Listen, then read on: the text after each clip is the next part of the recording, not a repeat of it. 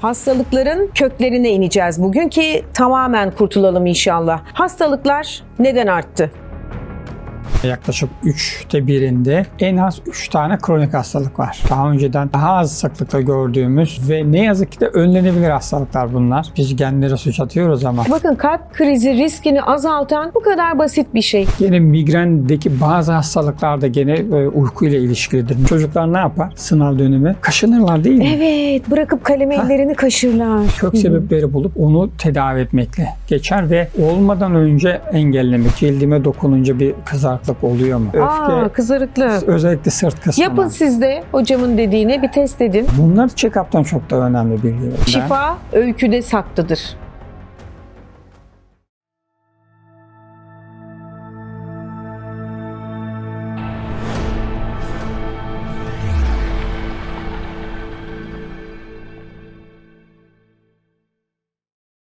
Efendim merhabalar kıymetli izleyiciler, hoş geldiniz, sefalar getirdiniz. Sağlığımızı konuşacağız bugün, hem de çok güzel bir taraftan konuşacağız.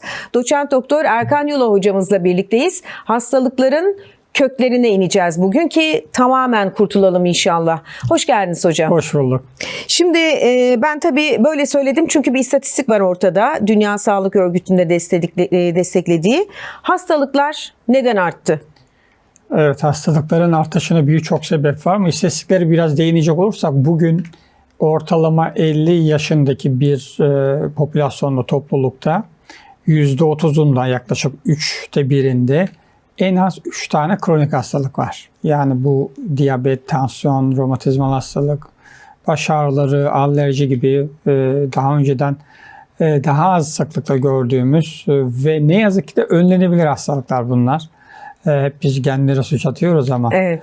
Şimdi baktığımızda aslında bu tür hastalıkların sebebi çok düşük bir oranda genlerimizle ilgili. Daha çok genlerimizi yöneten bizim epigenetik faktörlerimiz var.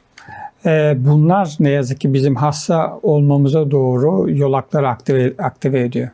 Yani böyle genetik diye bildiğimiz hastalıklar aslında tam da öyle değil. Burada ince bir çizgi var. Çok güzel bir şey değindiniz. Evet, mesela şimdi şöyle örnek vereyim. Tek yumurta ikizi, Evet. bütün genleri aynı. Ama birisi tip 2 diyabet oluyor, öbürü olmuyor. Biri MS oluyor, biri Alzheimer oluyor, öbürü olmuyor. Genetikse niye olmuyor değil mi? Demek ki genlerin üzerinde bazı mekanizmalar var. İşte bunlar epigenetik mekanizmalar. Bizim beslenmemiz, nutrigenomik diyoruz artık onlara. Gıdalar bizim genlerin nasıl Beslenme. çalışacağını. Hocamız da söylüyor. Lütfen dikkatli izleyelim burayı. Gıdalar bizim ilacımız aslında. Bu çok eski bir bilgi. Hareket, su, stres yönetimi, bastırmakta stres yönetimi ve doğadan ve doğal olandan uzaklaşmak bizi hasta ediyor. Çünkü bedenin bazı fizyolojik mekanizmaları var. Bunlar zaman içerisinde doğayla adaptasyon mekanizmalar sonucu gelişmiş. Örneğin güneş ışıkları. Evet. Artık güneş ışığını görmeden şey yapıyoruz. Uykudan uyanırken Gün ışığıyla uyanmak mı? Yani lazım. doğru ve iyi olan, vücudumuzun alışık olduğu sistemimizin güneş ışığıyla uyanmak mı hocam? ideal olan güneş doğmadan hemen önce kalkmak. Doğmadan. Çok hemen önemli. önce kalkmak. Çünkü o bizim kortizol hormonumuzu, stres hormonumuzu bile regüle ediyor. Ve kalp krizlerinin önemli bir nedeni sabah saatlerindedir. O kanın akışkanlığı az olur. Bu şekilde kalktığımızda dolaşımımızda daha iyi olacağı ve su da tabii sıvı ve benzeri şeylerle almamız gerekiyor. Kalp krizi ihtimali bile bakın sadece basit bir uykudan kalkma saatiyle azalıyor. Gene migrendeki bazı hastalıklar da gene uyku ile ilişkilidir. Nöroenflamasyon dediğimiz beyindeki mikropsuz iltihabın önemli bir nedeni de uykudaki bu sorunlar. Yani işte bizim kök sebep dediğimiz aslında biz hep dışarıda ararız ama Evet. hastalıkların sebebini. Onların çoğu bizim kendimizle, yaşam şeklimizle, düşüncemizle, ruh dünyamızla ilgili şeyler. Yani çok ilginç. Bakın kalp krizi riskini azaltan bu kadar basit bir şey. Gün ışığından önce kalkmak. İnanılmaz. Yani o zaman Baş hocam ağrısını bile önleyici azaltıyor, evet. tıptan bahsediyoruz biz değil mi? Bu Evet, çok önleyici önemli. tıp. Yani bunu atalarımız çok iyi yapıyordu. Ama Ya. şimdi güneş batıdan doğuyor. Klinik naturopati adında fakülteler değil, bakın üniversiteler bile. Naturopati diye mi geçiyor? Naturopati. Üniversiteler bile artık çığ gibi çoğalmaya başladı. Temel tıp eğitimi alınıyor bu fakültelerde. Üzerine bu tür beslenmenin ve doğal tedavi yöntemlerinin anlatıldığı tıp ekolleri. Çünkü bir hastalığı tedavi etmek sadece ismi değildi, etiketi değildi, kök sebepleri bulup onu tedavi etmekle geçer ve olmadan önce engellemek. Yani proaktif bir yaklaşım için bizim bunları hekimlerin öğrenmesi ve öğretmesi gerekiyor. Öbür türlü ilaç endüstrisinin bir neferi oluyor. Siz doçent doktor Erkan Yulo olarak bu disiplin üzerinden yürüyorsunuz o zaman. Bunu anladık. Önleyici Evet. tıp üzerinden. Neydi adı? Klinik naturopati. Klinik naturopati. Beden, zihnin ve ruhun dengesini Bir bütünlük. modern ve kadim bilgilerle sentezleyen bir tıp ekolü. Mesela hangi hastalıklar hocam? Mesela derken uzmanlığınıza dayanarak Şimdi bizim soruyorum. en çok ilgilendiğimiz hastalıklar bize başvuran hastalık. Migren, fibromiyalji, sedef, Hanımlar. alerji, yorgunluk, stres, panik atak, baş dönmeleri. Bunlar hep bakın etiket. Biz hiç etiketlerle ilgilenmiyoruz. Evet. Diyoruz ki bu kişiyi, bu sonuca oluşturan kök sebepler neler? Bunların bedensel sebepleri var, zihinsel sebepleri var, ruhsal sebepleri var. Hepsini bir puzzle'ı çözer gibi çıkarıyoruz. Ve bunu düzelten doğal tedavi yöntemleriyle modern teknikleri birleştiriyoruz. Yani burada geminin kaptanı hekim değil. Geminin kaptanı hastanın kendisi. Çünkü beslenmesini değiştirecek, suyunu, egzersizini, uyku saatini ve stres yönetimini düzeltmesi gereken Uyuyamıyorsa sağlıklı uyku için de siz ona zaten kişi. gerekli. Onların her birinin bir sebebi var. Sebeplerin sebebini Onun da bulmamız sebebi lazım. var. Harika. İşte köke inmek o yüzden Mesela demek ki böyle. dil ayrı bir muayene tekniği var bizim yaptığımız. Öyle mi? Nasıl muayene ediliyor hocam? Ya şimdi şifa öyküde saklıdır. Bir kere öyküyü kronolojik olarak çok iyi almamız lazım. Ta çocukluk Motto, döneminden. şifa öyküde saklıdır. İnanılmaz. Ta çocukluk dönemindeki yaşadığı ameliyatlar, travmalar, duygu durumu, dışkısı, ter kokusu, geçirdiği ameliyatlar her biri bir fizyolojik mekanizmayı bloklayan şeyler aslında. Evet. Bunları çıkarıp o havuzu dolduran faktörleri çıkarıyoruz. Ve biz mesela dile çok önem veririz. Mesela diline baktığımız o kadar çok şey anlarız ki. İbn Sina işte. İbn Sina tıp değil mi hocam? Bunlar propodetik adı altında aslında önceden de anlatılıyordu bize. Evet. Ama son yıllarda ne yazık ki yeni mezun arkadaşlar bunlar pek fazla anlatılmıyor. Evet. Mesela dil kökü bağırsakların aynasıdır. Yani bir kolonoskopi gibi yapmış gibi bilgi vermez ama büyük resmi görmemizi sağlar. Mesela orada flora bozuk mu kötü mü? Yani iyi huylu bakteriler mi fazla, maya mı fazla? Onları basit bir dil muayenesini anlarız. Stres yönetimi nasıl? Anlarız. Onu da mı dilden? Tabii ki mesela dil etrafına baktığınızda diş izleri var. Şimdi Evet. diş sıkma bu. Peki bilinçaltı yapar bunu. Yani biz bilinçle yapmayız diş sıkmaya genellikle. Aslında diş sıkma nedir? Bilinçaltımızın dişi keskinleştirme işlemidir. Diş biliyoruz biz. Yani bilinçaltımız savaş modunda. Isıracak. Anlatabiliyor muyum? Dişini keskinleştiriyor. O yüzden dişlerini sıkıyor. Yani o Uykuda yüzden, filan mesela. yani bu bir gerçekten hayatı tehdit eden bir olgu da olabilir ya da kişi öyle bir kişilik geliştirmiştir de ki hep bardağın boş tarafına odaklanıyor. Hayatındaki olumlu şeylere odaklanmıyor. Bu da bilinçaltında dışarıda sanki böyle Her an bir tehlikeye maruz tehlike var. kalacakmış. Birisi bize sallayacak gibi tetikte tutar. Kaslar daha fazla gerilir. Boyun dizleşmesi de olur. Gezici ağrılar da olur. Kabızlık da olur. Alerjiler de olur. En basitine örnek vereyim. Cilt mesela çoğunlukla hastalığın kendisi değildir. Ya geldi birisi size dedi ki hocam ben işte kaşıntı alerjiden muzdaribim. Hocam bende sedef var diye geldi biri. Ne yapıyor? Doktor Erkan Yola. Şimdi sedef aslında köken olarak direkt bir cilt hastalığı değil. Cilt burada bir yansıma. Bugün biliyoruz ki bağırsak mikrobiyotası, geçirgen bağırsağa da yol açarak bağırsak ile cilt, bağırsak ile beyin, bağırsak ile akciğer arasındaki o iletişimi bozuyor. Yani o zaman cilt merhemler onunla geçecek bir şey değil bazı hastalıklar. Çoğu durumda sedefi zaten kortizon içeren kremler biz yazıyoruz ama onlar geçici çözüm ve aslında uzun vadede sistemi daha da bozuyor. Çünkü Baskılayıcı diyebilir miyiz? baskılayıcı Evet. ama uzun vadede bozuyor çünkü sorun yani ciltte değil kök sebep. Geçirgen bağırsakta, karaciğer detoksunda, bazen stres yönetiminde mesela küçük çocuklar ne yapar? Sınav dönemi kaşınırlar değil mi? Evet, bırakıp kalem ellerini kaşırlar. Bazen cilt bile bizim dış bir faktöre verdiğimiz cevap. Anlatabildim mi? Bunlara psikonöroimmünolojik mekanizmalar diyoruz. Artık bunların binlerce saygın tıp dergilerinde makaleleri var. PNI diye özetlediğimiz. Yani bizim ruh halimiz beyinde bazı noktaları aktive eder. O noktalar immün sistemi ve hormonları direkt değiştirir. Sonra uykumuzda korkarız, bir kabus görürüz değil mi? Evet. Uçuk çıkar. Aslında uçuk virüsü, o herpes grubu o virüs önceden bedene girmiştir ve orada gizli halde durur. Ama bağışıklık sistemi ne zaman baskılandığında onlar çoğalmaya başlar. Yani duygu halimiz immün sistemle direkt doğrudan bağlı. Duygu halimiz de bizim düşüncelerimizle direkt bağlantı içerisinde. Yani aslında kötü olacağını kanaati varsa ya da biz ona kötü bir bilgi yüklediysek plasebo yerine nosebo Yani diyoruz kaygı ona. gibi mi? Kaygı, endişe. Yani hastalığıyla ilgili olumsuz bir kanaat geliştirmiş. Bu sana geçmez denmiş mesela. Onu bundan kabullendiğinde kurtulamazsın. öyle olacak ne yazık ki. Çünkü bedenimiz bir avatar. Bize düşüncemizle riayet etmekle yükümlü bir mekanizma var burada.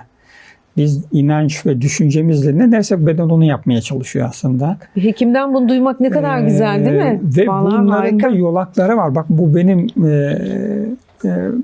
bulduğum bir şey değil. Yani binlerce makale var onunla ilgili ve bunlar artık textbooklara dönüştü. Yani Amerika'yı biz bugün yeniden keşfediyoruz. Halbuki atalarımız bunu binlerce yıl önceden söylemiş. Hipokrat yani 2400 sene önce daha Hristiyanlık yok, kadim dinler yok. Daha o zaman hastalıkların bağırsakla ilgili olduğunu, duygularımızı ne kadar etki ettiğini, İbn Sina, Avicenna olarak değil mi? Yüzlerce yıl tıp kitabı olarak Muhteşem. anlatıldı. Dünya Ama hala mirası. daha bizim ülkemizde değeri bilinmiyor. O kadar güzel mekanizmalar anlatılmış ki. Eskiden hekimler hocam gözümüzün içine tabii. bakardı değil mi? Yani yukarı dediğiniz gibi dili çıkartırdı. Cilde dokunmak, oranın Evet. ısısı, o Tırnaklara, avuç benler, içlerine kırmızı filan. noktalar, bazı yerlerin daha soluk, bazı hepsi bir mekanizma hakkında Evet. bilgi verir. Aslında konuşuyor değil mi Evet. beden? Evet. Mesela çoğu kişi kronik yorgundur. Ama birçok yeri ağrır. Kan testlerine bakarsanız her şey normal. Ama o kadar çok kötü hisseder ki kendisini. Yataktan kalkmak İşte istemiyor. testler fonksiyonu göstermez. Depresyonda sanabilir kendini. Duyuyoruz yani yorumlardan Evet, izleyicilerimizin. Ya bunlar işte bu bütüncül yaklaşımla ancak belirlenir. Acaba toksik bir düşünce yükü mü var dediğim gibi? Doğru nefes alamıyor mu? Mesela horlamalar o kadar önemliydi gibi. Ya da basit bir karaciğer yağlanması deyip ötelenen o durum. Bizde hedef organdır. Çoğu durumda karaciğer. Nelere yol açabilir? Nereye kadar ilerleyebilir mesela? Çünkü Ya, basit bir karaciğer yağlanması dediniz karaciğer ya. yağlanması tansiyondan tutun öfke gibi duygu durum bozukluğuna kadar. Çünkü karaciğer bizim detoks organımız. 500'den fazla kimyasal reaksiyonun orada gerçekleştiği bir mucizevi bir organ. Aslında bütün organlarımız öyle. Biz daha bir hücreyi çözemedik. Yani bir hücrenin içerisinde binlerce farklı türde metabolik reaksiyon gerçekleşiyor. Biz bunu bir yapay bir zeminde yapmak istesek bir İstanbul büyüklüğünde bir yer kapsamamız lazım. Evet. O reaksiyonlar orada öyle gerçekleşiyor ki bunları çözebilmiş değiliz modern tıbbi tekniklerle. Elbette çok fazla bilgimiz var ama bilmediğimiz o kadar çok şey var ki işte burada insanlığın öyküsüyle elde ettiğimiz o kadim bilgiler bize çok büyük kapılar açıyor. O yüzden biz kronik hastalıklarda suçu dışarıda değil bir kendimizde bakmamız lazım. Çok mesela kadınlardan bunun da istatistiği var mı bilmiyorum. Tabii biz uzmanlarımızla konuşurken ya da dediğim gibi etkileşimler sonucunda oluşan bir izlenim. Özellikle kadınlar Fibromiyajiden son yıllarda. Çok muzdarip. Evet. Bir de hani aldığımız konuklara da yorumlarda hocam ben ne yaptım neler ettim kurtulamadım. Şimdi böyle gerçekten tedavisi imkansız bir şey mi fibromiyajı? Kökünde ne var? İmkansız değil. Yani fibromiyalji bütüncül yaklaşılması gereken en önemli hastalıklardan biri. Çünkü işin içerisinde bir beden var. Evet. Mesela beden var, zihin var ve enerjetik ruhsal düzeydeki süreçler var. Mesela bedende bağırsak mikrobiyotası önemli oranda onlarda bozuktur. Bağırsak bizim ikinci beynimiz. Yani bugün serotoninin önemli bir miktar, mutluluk hormonunun burada üretilir. Dopaminin, GABA'nın, bunlar beyin kimyasallar, beyni iyi çalışması, sinir sistemimizin iyi çalışması için gerekli şeyler. Çoğunu biz beyinde üretilir zannederdik. Halbuki burada üretildiğini öğrendik. Gene vagus diye bir sinir iyi çalışmaz fibromiyalji hastalarında. Vagus 10. kafa çifti beyinden çıkar ve iç organları uyaran en uzun bir sinir. Biz öyle zannederdik ama yeni çalışmalar şunu gösteriyor. Aşağıdan yukarıya yani bu iç organlardan, mide bağırsaklardan yukarıya beyne bilgi taşımı daha fazla. 5 kat daha fazla. Yani o yüzden bunlar bizim duygu durumumuzu etkiliyor. Ne yediğimiz orada iyi ya da kötü bakterilerin şekillenmesine yol açıyor. İşte kötü gıda kötü bakteri oluşturur. Kötü mantar burada oluşturur. Onlar atık üretir. Alkol bile üretiriz biz bağırsağımızda eser miktarda. Karbondioksit, metan gazı gibi toksik şeyler de üretebiliriz. Burası bir kanalizasyon çukuru. Tam tersi iyi bir mikrobiyotamız varsa orada B vitaminlerinin hepsini üretebiliriz. K vitamini üretebiliriz. Ve cildimiz için önemli olan kolajenin öncüllerini üretebiliyoruz. Ya dışarıdan sadece aradığımız şeyler bak sadece dışarıdan olmuyor görüyorsunuz değil mi? Yani bu ne diyor felsefi bir bakış açısıyla bakacak olursak klinik naturopatinin hekimlere kazandırdığı yönü o. Mutluluk dışarıda değil aslında.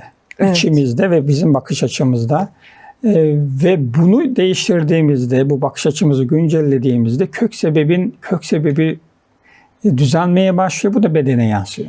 Vücudumuz kolajen üretiyor. Hem de bağırsaklarda. Aynen. Yani sadece K diyebiliriz mesela ama B vitamini, B1, B6, B12 gibi.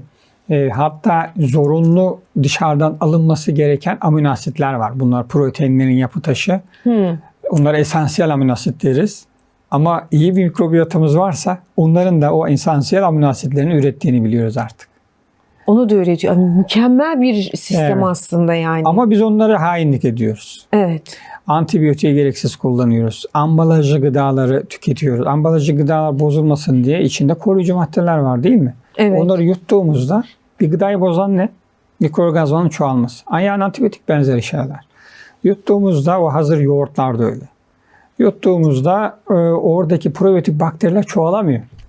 Şu protein yoğurtları falan çıktı şimdi yani. Hep onlar siz diyorsunuz ki rafta bekleyen ürünlerden herhalde bir şey yapacağız. Mümkün mertebe uzak duracağız. Çünkü evet onlar lezzetli geliyor.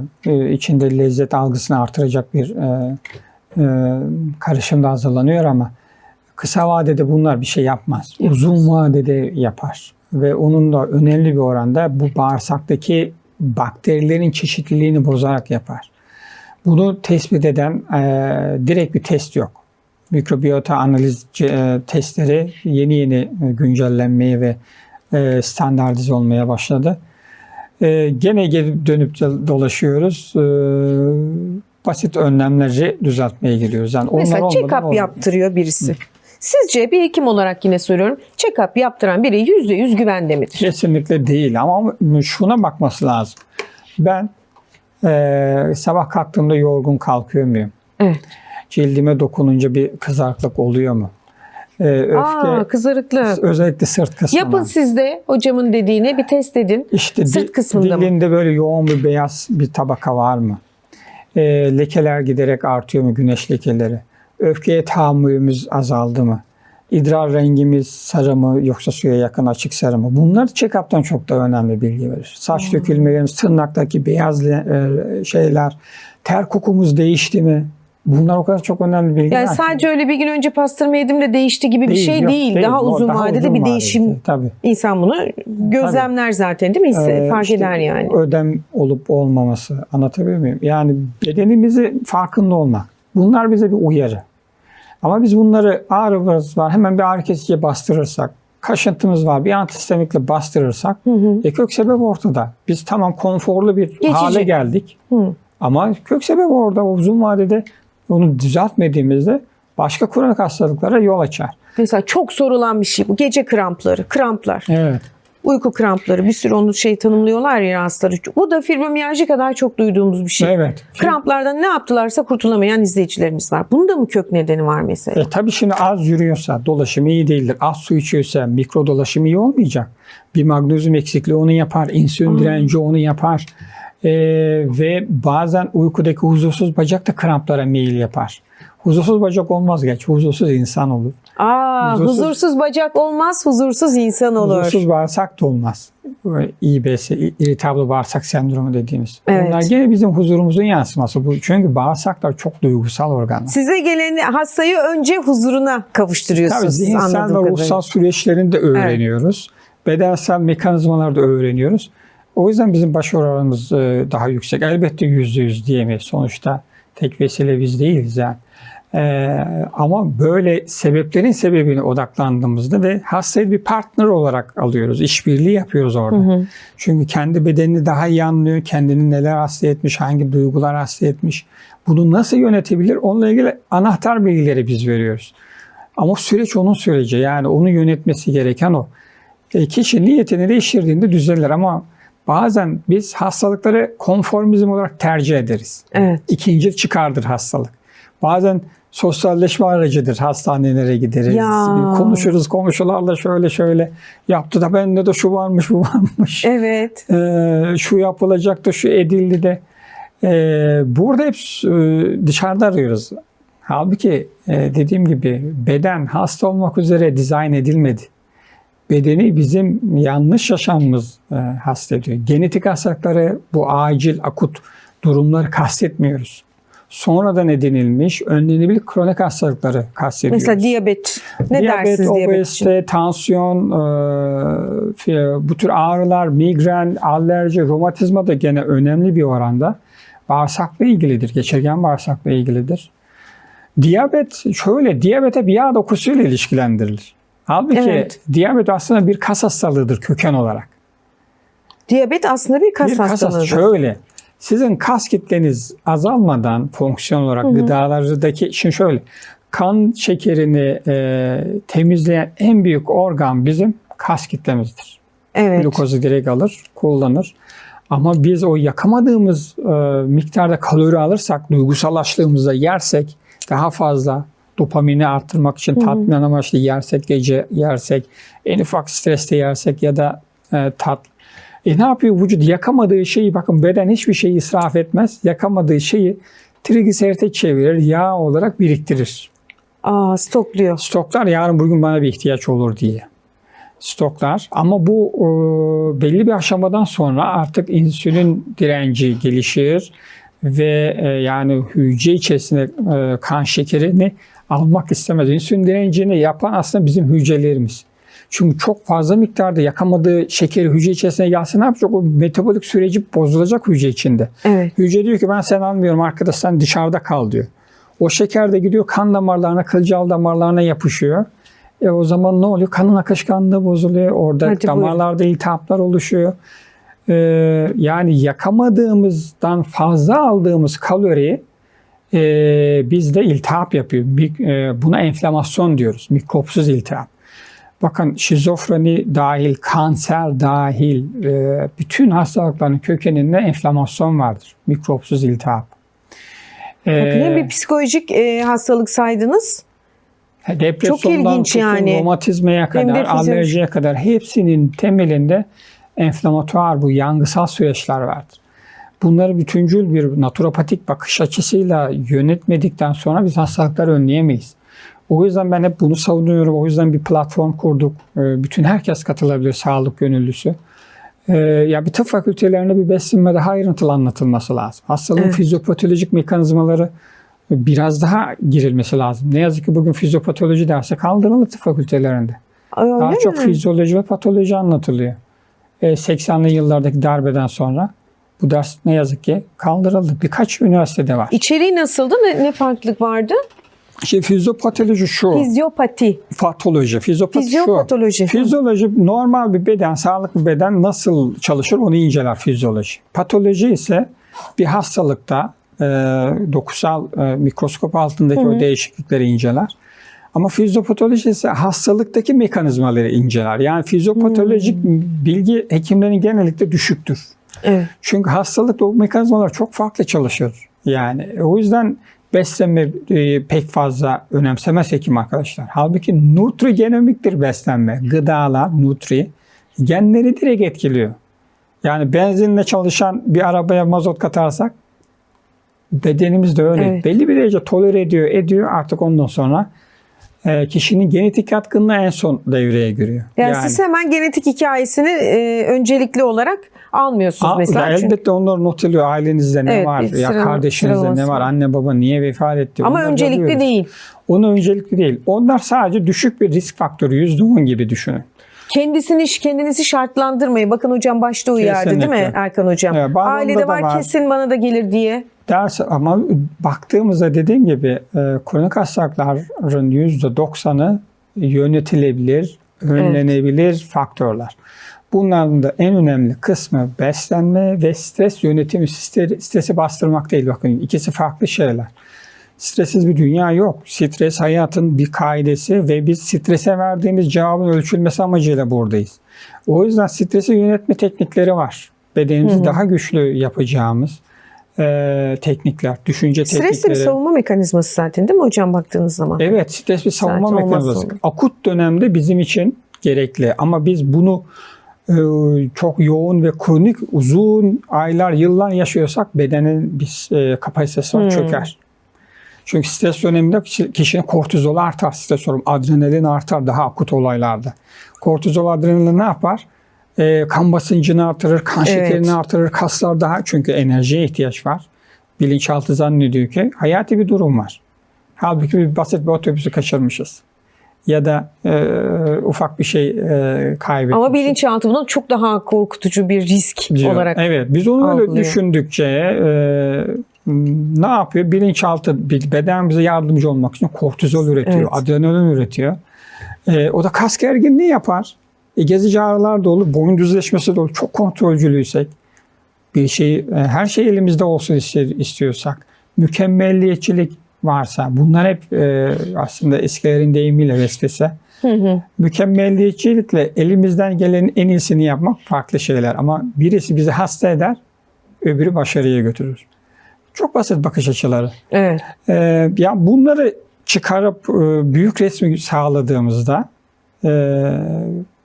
kişi kendini ve hayattaki akışını daha iyi görmüş oluyor. Docere, doktor, Latince öğretmen demek. Ama biz bunu yapmaya fırsat bulamıyoruz modern tıbbın o akışında. O yüzden ben bunu diyorum. Yani gerçek tedavi butik kliniklerde olacak. Çünkü bunları acil 100 tane, 200 tane bir poliklinikte bakıldığında, yani hekim arkadaş bunu nasıl değerlendirsin, anlatabildim mi? O yüzden aslında sadece ilaçla tedaviye de tabii sizin bakışınız burada. İlaçlar hayat kurtarıcıdır. Evet. Acil durumlarda, bir enfeksiyon durumunda. Ama kronik hastalıklarda uzun süre ilaç kullanmak sistemi zorlar. Ve genellikle de ilaçlar sebebi ortadan kaldırmaya bizi rahatlatıcı şeylerdir. Mesela alerjimiz var, antihistaminik. Tansiyonumuz var, antihipertans. Evet. Anti kolesterolümüz var, kolesterol düşürücü ilaçlar. Anlatabiliyor muyum? Anti tıbbı yapmayacağız. Anti tıbbı değil. Anti tıbbı acil durumlarda, akut durumlarda, cerrahi durumlarda olmazsa olmaz. Yani bunlar bizim için modern tıbbın sunduğu mükemmel olanaklar. Ama kronik hastalıklarda gereksiz uzun kullanıldığında bizim başımız ağrıyor. Yani burada konfor odaklı tedavi yapmış oluyorsan, bizi hasta eden konformizmdir. Rahatlık bizi hasta ediyor aslında. Az hareket etmek, az yürümek, az yemek yemek, tam tersi çok yemek yemek gibi şeyler. Sizin mesela elbette hekim kontrolü, uzman kontrolünde sizin kliniğinizde olduğu gibi devam etmesi gereken bir süreç. Onun altını çizelim. Biz her yayınımızda zaten hekiminize danışınız uyarısını Kesinlikle. yasa olarak da düşüyoruz. Şimdi ben bir hekime soruyorum. Mesela yıllarca beslenme konusunda deneme tahtasına döndük. Yok ara öğünler, yok günde 3 öğün, yok bilmem ne şunu bunu. Şimdi bir sürü şey çıktı ki, bir sürü tartışma çıktı ki ortaya. En sonunda baktık ki tek öğün ya da 2 öğün. Yani ne kadar az yersek o kadar iyiymiş meğer. Evet, siz ne diyorsunuz buna mesela? Ben de tek öğünle beslenen biriyim. Ne diyorsunuz? Bizim hatamız. 6 öğün yedik zamanında. Ara öğünler, mara öğünler. Her modern bilgiyi, her teknolojiyi doğru zannetmemiz. Bu bizim hatamız. Halbuki kadim bilgiler ne diyor? Bizim dinimiz de öyle. Eski dinlerde açlığı öneriyor. Sürekli bize promosyon olarak önümüze sunuyor. Evet, diyor ki yani sen şu kadar aç kal, şu kadar etkili olur diyor yani. Evet. Sürekli işte Ramazan'ı geç, işte pazartesi, perşembe, işte şu kandil geceleri şöyle. Hep önümüzde bir promosyon var. Ne oluyor mesela aç kalınca vücutta? İnsülin direncinde de iyi galiba değil mi hocam? Yani, bakın aç kaldığımızda bağırsakta kötü huylu bakteriler ölmeye başlar. İşte anahtar bilgi zaten. Bazıları aç kalınca baş ağrısının nedeni de o. Çünkü kötü bakteriler ölüyor. Onların toksinleri, endotoksin dediğimiz kana geçiyor. O da baş ağrısı ve halsizlik gibi o da geçici durumlar. zaten. O geçici. Evet. Ama belli bir süre sonra vücut buna uyuyor. İkincisi aç kalmak kanser hücrelerini strese sokar ve apoptozis dediğimiz programla hücre ölümünü tetikler. Nobel ödülü alındı 2015 yıllarda bir Japon bilim adamı değil mi? Ondan sonra intermittent fasting adı altında Batı'da oruç günleri popüler olmaya başladı. Buna yeni şeyler değil. Aslında yani, bize yeni değil tabii. Değil. Yani kural koyucu, bunun kurallarına riayet ettiğimizde bunlar çok eski bilgiler. O zaman daha sağlıklı oluyoruz. Yani. Kadim bilgiler. Yani bedenin bir yaratılış öyküsü var. O mekanizmaları sonucunda bize bazı öğütler veriliyor. O öğütleri önemsememiz gerektiğini modern tıp daha yeni anlamaya başladı. Evet. Biz de size bir hekim olarak soralım mesela. Siz bir doktor olarak günde 3 kere şunu yaparım dediğiniz bir herkesin uygulayabileceği, tabii kritik şeyler varsa bilmiyorum, eşikler. Bir hekim olarak ben günde 3 kere bunu yapıyorum dediğiniz ne var? Şöyle, ya da yapmıyorum dediğiniz. Şimdi bir kere tokken yemek. İstediği kadar Akdeniz diyeti olsun, güzel bir gıda olsun. Eğer tokken bir kalori ihtiva eden bir şeyi bedenimize sokuyorsak o vücutta yangı yapar, enflamasyon yapar. Onu sindirmek için ekstradan beden oksijen kullanır, oksidatif mekanizmalar oluşur ve hücreler daha çabuk yıpranmaya başlar. Yaşlanırız yani. İkincisi tokken yemek yaşlandırır. Yemek bizi hasta eder, yorar, enflamasyon yapar. İkincisi yemeğin hemen peşine aşırı miktarda su yemek. Çünkü sindirimi bozar o. Su mu? Su içmek, evet. Su içmek. Ve aşırı stresliyken yemek yemek. O da duygusal açlık gibi bir şey oluyor. Hıncını çıkarmak sanki değil mi? Çünkü dişimizi sıkma gibi bir mekanizma aynı zamanda o. Yani çoğu durumda obezitenin önemli bir nedeni duygusal açlıktır. Çocukluk travmaları olabilir, iş stresi olabilir, eş olabilir, anlatabilir miyim? Birçok şey aslında bizi yemeğiyle ilgili dürtüleri programlar. Biz şöyle bir metafor var. Zannediyoruz ki elmayı ısıran Hazreti Adem'le başlayan insanlık serüveninde bir yemek olayı var, yeme olayı var. Biz hala günlük hayatımızda da elmayı ısırıyoruz aslında. Evet, güzel bir metafor. Yani gıdalarla imtihanımız bugünle gidiyor. Bizim dünyadaki cennetimiz ne? Sağlığımız. Yani yemememiz gereken gıdaları yediğimizde dünyadaki cennetimizden kovuluyoruz. Aynı güzel sözcü. Dünyadaki cennetimiz sağlığımız dedi. Gerçekten. O da gene çoğu durumda dediğim gibi genleri etkileyen gıdalardır. Açlık o yüzden şifadır. Bunu da herkes belli bir periyotta yapabilir diyemeyiz. Mesela insülini kullanan hemen geçemez. Anlatabiliyor muyum? Ama genel olarak çoğu kişiye uygun olan günde 2 öğün beslenme, acıkmadan yememek ve doymadan kalkmak. O zaman vücut enflamatuar süreçlerden, yangısal süreçlerden korunur. Ve mutlaka yapmamamız gereken bir şey, ben de onu uygulamaya çalışırım. Büyük tuvalet refleksi geldiğinde onu asla tutmayın. Çünkü, ne olursa olsun ne olursa bir yolu olsun bulun, gidin yapın. Yani çünkü orada dışkı kaldığı her saat vücudu zehirleyen atıklar oluşturur. Çoğumuz onun için dışarıdaki tuvaletleri ya da misafirlikteysek bile istemeyiz ve evimizde tercih ederiz. Ama siz diyorsunuz ki olabildiğince beklemeyin. Dışkı refleksi ne zaman çıkar biliyor musunuz? Ne zaman? İnsan sabah 5 ile 7 arası. Geleneksel Çin tıbbında da öyledir. Ama biz o saatlerde uyuduğumuz için o detoks saatini kaçırmış oluyoruz. 5 ile 7 arası aslında dışkı refleksi gelişiyor. Evet, bazen sancı olarak gelir. Evet. Hemen gidip o saatte tuvalete gidip ve alaturkaya benzer bir pozisyonda ayağımızı yükseltmemiz lazım. İyi boşaltım Evet, için. şimdi o da öyle bir şey var değil mi hocam? Ayağın altına tabure koyun, yükseltin gibi, hani o pozisyona yakın pozisyon. Evet. O daha iyi bir boşaltım sağlıyor. Gene neyi taklit ediyoruz? Atalarımızın mekanizmalarını. Yani biz doğadan ve doğal olandan uzaklaştıkça hasta oluyoruz. Hem ruhsal düzeyde hem bedensel düzeyde. Bunlar gerçekten hocadan hap bilgilerdi. Mutlaka kendi sağlık durumunuza göre tabii ki riayet etmenizde fayda var şüphesiz. Bugüne kadar hocam Erkan Yula'ya gelen hastalık hikayelerinin içinde sizi en çok etkileyen neydi? Evet, Hekimlerde biz çok severiz bu hikayeleri, biliyorsunuz. Mesela örnek de teşkil eder, çünkü emsal de teşkil eder. Öyle çok hastamız var aslında. Bir Parkinson hastamız bize gelme nedeni aslında o kadıncağızın bir çuval ilaç kullanıyor. Hocam bunları biraz azaltma şansımız var mı? Beyin pili de takılmış. Parkinson'a dahil. Çünkü Parkinson'da değil mi? Ciddi titremeler olur. Ve son çare olarak artık beyin pili de takılmış. Biz dedik ki bu ilaçlar mutlaka nörolog arkadaşla beraber takip edilmesi lazım. Ama onun neyini düzenledik? Bağırsaklarını düzenledik. Egzersizini düzenledik. Karaciğer detoksunu kuvvetlendirdik. Beyinde dopamini uyaran noktaları akupunkturla uyardık. Bağırsaklarda dopamin üreten beslenme modeline geçtik. Ve işin sonucunda kişi bize sormadan bütün ilaçlarını bırakmış. Ve ip atlayarak geldi bize.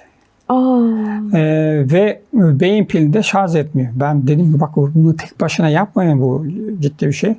Yaklaşık 2,5-3 yıldır beyin pilini artık şarj etmiyor ve en ufak bir şey de yok. Bu elbette değil ki bütün Parkinson hastaları. Ama devamlılık önemli değil mi? Şu anda kontrolünüz altında gayet iyi gidiyor. Yani işte bütüncül yaklaşım modern teknikleri reddetmez. Onlarla bir işbirliği yapmak gerekiyor. Ve böyle gerçekten bizim de hızlı olarak beklemediğimiz güzel sonuçlar oluyor böyle. Sedef'te artık şaşırmıyoruz. Çünkü Sedef'te biz ciltle ilgili krem çoğu durumda vermiyoruz bile. Evet, rahatlatıcı bazı kremler verilir değil mi? Öyle bildiğim kadarıyla yani. Migrenle ilgili de gene öyle. Ben de eski bir migren hastasıyım. Üniversite yıllarımdayken çok ünlü bir profesör hocamız, Erkancığım ne yazık ki bu geçmeyecek dedi. O zaman bizde uyanış başladı. Yani bir sürü ilaç kullanıyorsunuz ama migrene çözüm bulamıyorsunuz. Ama akupunkturla bu geçti. Anlatabildim mi? Beslenmeyle bu geçti. Bunlar bir uyanış sağladı bizde. Tabii ki mesela histamin oranı çok artar yanlış beslenen migren hastalarında. Histamin de beyin zarlarındaki damarları genişletir. O da migren ağrısına yol açabilir. Cilt hastalıkları dedik ki demin, toparlıyoruz artık. Egzama mesela. Tabii egzama bitmek bilmeyen bir soru yağmuru izleyicilerimizden o konuda. O da mı mesela çözümü olan bir şey? Sadece tabii yani bunlar hep etiket, bakın yani bir şey çıkıyorsa bozan bir sebep var. Yani egzamanın kök nedeni. Buyurun. Gene beslenmesi, bağırsak, karaciğer, mikrobiyotası, stres yönetimi, suyu, hepsini regüle etmemiz lazım. Herkese aynı tip beslenme olmaz. Ama nihai olarak Akdeniz diyetine doğru yönlendiririz hastaları. İlk başta farklı diyetlerle başlarız. O şekilde gideriz. Bakın egzamanın bile köküne indiğimiz zaman ortadan kalkması mümkün diyor hoca. Ne kadar umut verici değil mi? Ne güzel. Yani yüzeysel palyatif çözümlerle değil. Evet. Çok müthiş bilgilerdi. Doçent Doktor Erkan Yul'a çok teşekkürler Ben hocam. teşekkür ederim. Neydi o disiplinin adı? Bir daha söyler misiniz? Klinik naturopati. Klinik naturopati. Tanımamız lazım gerçekten. Çok ilginç. Çok teşekkürler konukluğunuz için. Efendim konuştuğumuz veya konuşmadığımız rahatsızlıklardan, hastalıklardan muzdarip olan herkese şifalar diliyoruz. Yorumlarınızı bekliyoruz. Siz acaba hangi hastalıktan muzdaripsiniz? Görüşmek dileğiyle efendim.